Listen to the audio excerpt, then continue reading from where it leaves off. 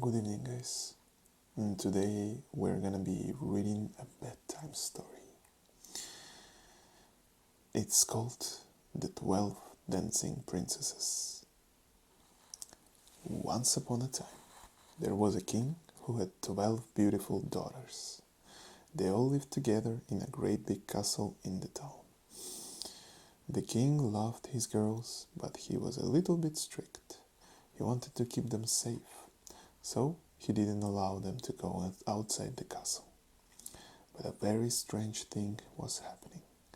Every morning, when the princesses woke up, their shoes looked all worn out, just as if they had been dancing in them all night long. The king got fed up with this, as he had to buy his daughters new shoes every day. It was very strange, and nobody could solve the mystery of the worn out shoes. Then the king had an idea. He went out and made a speech to the people in the town. We had a mystery in the castle, he said. The crowd grew quiet, as this sounded very interesting to them. You know all about the shoes that are worn out every morning, said the king. I'm well and truly fed up. I can't keep buying shoes every day. Anyone who can solve the mystery will be given a cozy house and the best horse from my stables. Many people in the kingdom and even people from other kingdoms came to the castle, but not one of them could solve the mystery. Finally, a very kind-hearted young man called David wanted to give it a try, so he set off for a long walk to the castle. He stopped in the woods to munch a sandwich. A giant rat scurried over to him and sat next to him. She looked hungry, so he gave her the other half of his sandwich and an apple. But he didn't know that this giant rat had special powers. In return for his kindness, the rat gave him a magic cloak. She also squeaked eagerly at David and told him not to drink anything the princess gave him. David was quite puzzled by this, but said goodbye to the giant rat and went on his way. When he got to the castle that night, he met the princesses. They gave him some fizzy berry to drink, but he had forgotten all about the giant rat's warning. He drank up all the delicious berry and immediately fell fast asleep. The next night, the youngest princess came with some berry for him. David was very tired and a bit hiccupy, but he didn't think and drank the fizzy pop. Once again, he went straight back to sleep. On the last night, the princesses came with another glass of fizzy pop. This time, he remembered the giant rat's warning. He took the glass from her, and when the princess left, he tipped it down the sink. Then he went to bed, pretending to be sleepy. At midnight, David got out of bed and put on the invisible cloak that the giant rat had given him. Then, all invisible, he went to the princess's room. He saw that all the princesses were dressed in their finest clothes. And the eldest princess moved her bed to one side and clapped 3 times. David was very surprised to see a secret door in the wall. As if by magic, the door opened, and one by one, all the princesses went through it. David followed them. They all went down some stairs and came out of a door that was right next to the forest. In the forest, there were trees that were all made of silver, and they gleamed in the moonlight. David broke off a little silver twig and put it into his pocket. Soon, the princesses stopped by the edge of the river.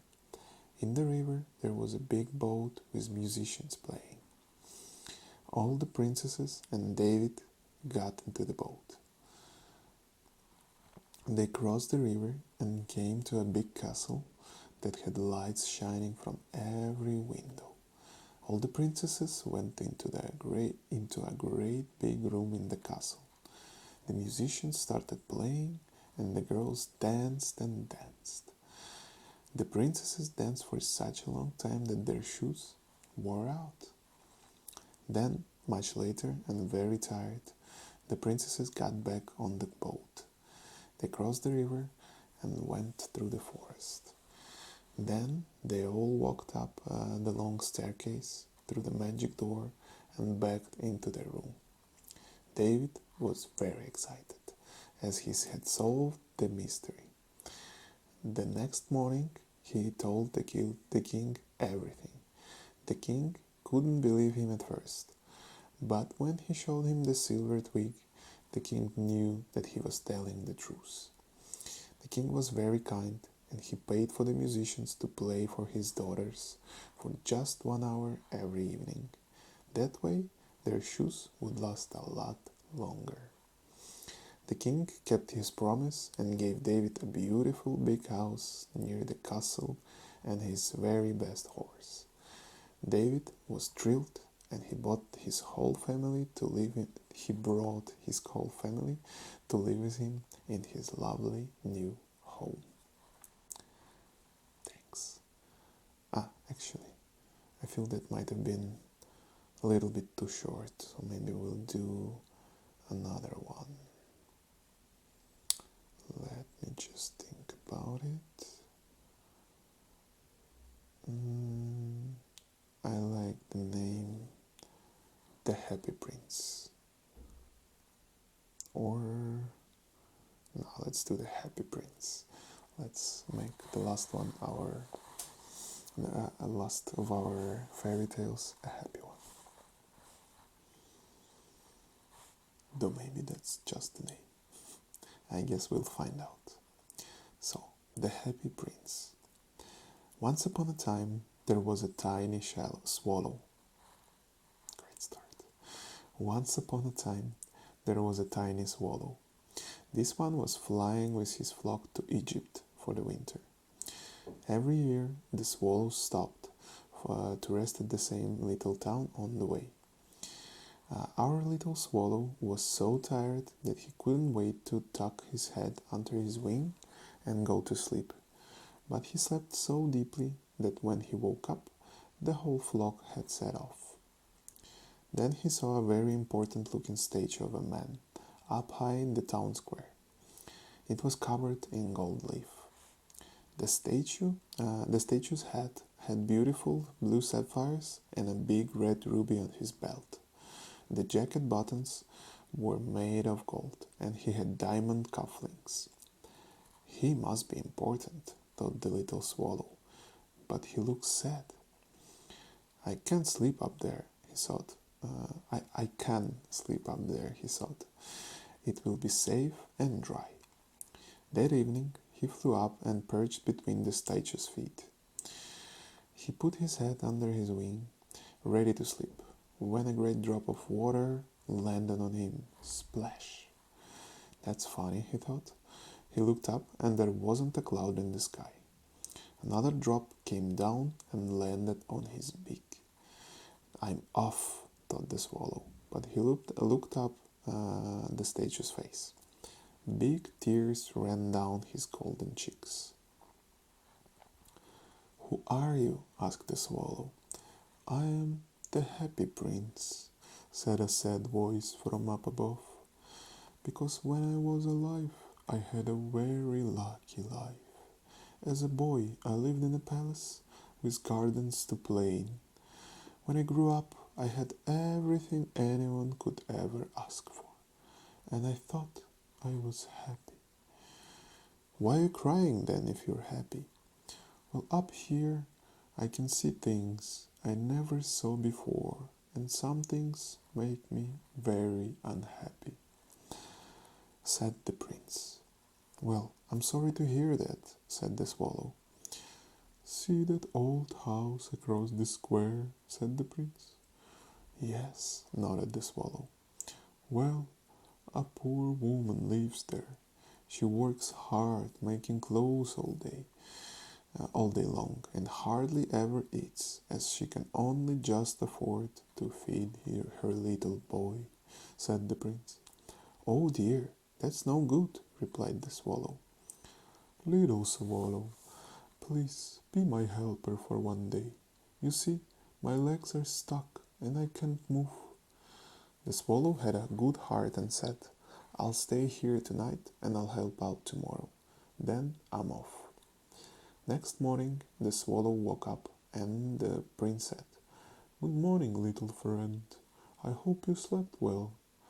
"Yes, thanks," said the swallow, and ready to help out. "Can you pull out one of the gold buttons of my jacket?" "I'll try," answered the swallow. He flitted up and grabbed a button in his beak. He twisted and turned and worked the button loose. The prince said, "Clever little bird. Now, please take it to the woman I showed you last night and leave it where she will find it." The swallow flew straight off and was quickly back. "Done it," he said. "I flew through the open window and left it on her work table." "Excellent," said the prince. "Now, see the old man begging in the square down there?" "Yes," nodded the swallow. "He has become poor, and a gold button would really help him." The swallow grabbed another button and soon had it in his beak. He flew down and dropped the gold button into the old man's collecting box. The old man's eyes opened wide with delight. "Oh, my word! It's like a gift from the sky!" exclaimed the old man. There is a lovely picture here. Next, the prince told the swallow about a poor little girl who only had ragged clothes. The prince told the little swallow to take a diamond cufflink off. The swallow got the cufflink in his beak and flew straight down to the little girl's house, where she was sitting outside. She looked up as the swallow hovered above her head and smiled in surprise. "Hello, little bird. Shouldn't you be in Egypt with the other swallows?" she asked. The swallow dropped the diamond cufflink into her lap. Her eyes lit up and the swallow flew off. The prince told the swallow about people in the town who needed help. Every time the swallow took something valuable to them from the statue, and the prince looked a little less sad. Finally, all the precious things had gone except the gold leaf covering the statue and the red ruby on his belt. "One last thing, please," smiled the prince. "There is a little hospital and there is no money to look after the sick people. Please pull all my gold leaf off and take it and the ruby to the hospital." The swallow grabbed a piece of gold leaf in his beak, and before long there was a little pile of gold.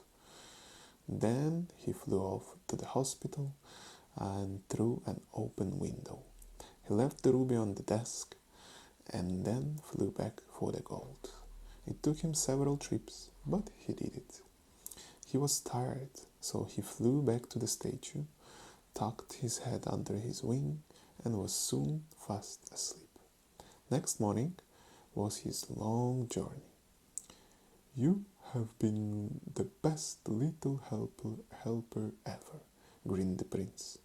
"What good were all the jewels and gold when there were people who needed help?" "Very true. Well, better be off," said the swallow. "Goodbye." And the swallow turned to take one last look at the statue, who had a great big smile on his face, and thought, "Now he really is a happy prince." And that's it for tonight. Thank you very much for watching, and